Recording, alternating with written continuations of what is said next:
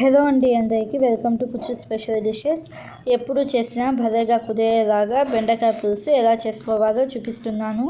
ఈ పద్ధతిలో చేశారంటే చాలా రుచిగా ఉండిద్ది. ఒకసారి తప్పకుండా ట్రై చేయండి. ముందుగా స్టవ్ ఆన్ చేసుకొని కడాయి పెట్టుకొని 2 టేబుల్ స్పూన్ల దాకా నూనె వేసుకొని, నూనె వేడి అయిన తర్వాత చిటికెడు మెంతులు వేసుకోండి. టేస్ట్ అనేది బాగుంటుంది. ఎక్కువ వేసుకోవద్దు, టేస్ట్ మారిపోయిద్ది. చిటికెడు మెంతులు వేసిన తర్వాత తాలింపు దినుసులు 2 టేబుల్ స్పూన్లు వేసుకొని ఒకసారి బాగా కలుపుకొని 4-5 వెల్లుల్లి రెబ్బలు, అలాగే ఎండు మిరపకాయలను సగానికి తుంచుకొని వేసుకోండి. 3-4 పచ్చిమిర్చిని ఇలాగ మీడియం సైజ్గా కట్ చేసుకొని వేసుకోండి. ఇప్పుడు వీటన్నిటిని 1 నిమిషం పాటు మీడియం ఫ్లేమ్లో ఫ్రై చేసుకోవాలి. 1 నిమిషం తర్వాత 2-3 రెమ్మల కరివేపాకు వేసుకొని తాలింపుని గోల్డెన్ కలర్ వచ్చేదాకా ఫ్రై చేసుకోండి. తాలింపు కొంచెం లైట్గా రంగు మారుతుంది అనుకున్నప్పుడు అల్లం వెల్లుల్లి పేస్ట్ 1/2 టీ స్పూన్ దాకా వేసుకొని అల్లం వెల్లుల్లి పేస్ట్ పచ్చివాసన పోయేదాకా ఫ్రై చేసుకోవాలి.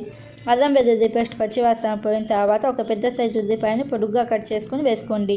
అలాగే చిన్న సైజు ఉల్లిపాయలు 10-15 దాకా వేసుకోండి, పులుసులో బాగుంటాయి. ఈ ఉల్లిపాయలు ఎక్కువ ఉడకాల్సిన అవసరం లేదు, కొంచెం పింక్ కలర్కి వచ్చేదాకా ఫ్రై చేసుకుంటే సరిపోతుంది. ఉల్లిపాయలు పింక్ కలర్కి వచ్చిన తర్వాత ఒక పెద్ద సైజు టమోటాను పొడుగ్గా కట్ చేసుకొని వేసుకొని ఒకసారి బాగా కలుపుకొని పైన మూత పెట్టేసి మీడియం ఫ్లేమ్లో ఒక 2-3 నిమిషాల పాటు ఉడికించుకోవాలి. ఇలాగ మీడియం ఫ్లేమ్లో ఒక 2-3 నిమిషాల పాటు ఉడికించుకున్న తర్వాత ఒకసారి బాగా కలుపుకొని మీడియం సైజుగా కట్ చేసుకున్న బెండకాయ ముక్కలు వేసుకోండి. ఈ సైజులో కట్ చేసుకోండి. ఇలాగ బెండకాయ ముక్కలు వేసిన తర్వాత మంట హై ఫ్లేమ్లో పెట్టేసి ఒక 4-5 నిమిషాల పాటు కలుపుతూ ఫ్రై చేసుకోవాలి.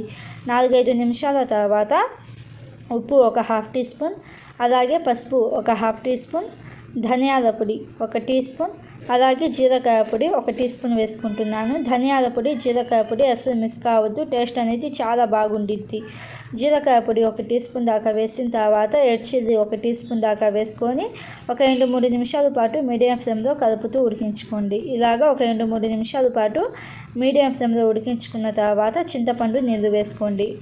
చింతపండు గుజ్జు ఉండిద్ది కదా, ఆ చింతపండు నీళ్ళు వేసుకొని మామూలు నీళ్ళు కూడా 1 గ్లాసు 2 గ్లాసుల దాకా వేసుకోండి. చింతపండు నీళ్ళు, మామూలు నీళ్ళు వేసిన తర్వాత అంతా కలిసేటట్టుగా ఒకసారి బాగా కలపండి.